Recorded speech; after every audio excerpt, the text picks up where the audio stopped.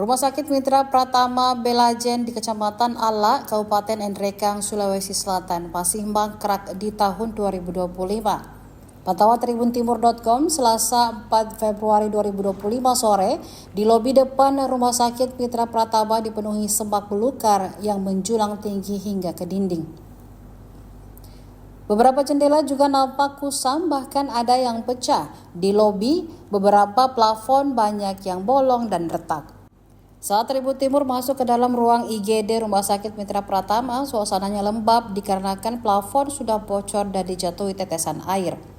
Untuk toilet, air kerannya tidak mengalir, bahkan banyak kotoran burung jatuh di lantai toilet Rumah Sakit Pratama Belajen ini. Puluhan burung walet bersarang pada bagian dinding hingga banyak kotoran burung di lantai rumah sakit. Saat dikonfirmasi tribuntimur.com, kelanjutan pembangunan Rumah Sakit Pratama Belajen, Kepala Dinas Kesehatan Kabupaten Nrekang Nurjana Mandeha belum ada tanggapan. Diberitakan sebelumnya, Nurjana Mandeha mengungkapkan bahwa Rumah Sakit Mitra Pratama Belajen belum mengantongi surat izin operasional. Nurjana menjanjikan Rumah Sakit Mitra Pratama Belajen akan beroperasi di tahun 2025 ini.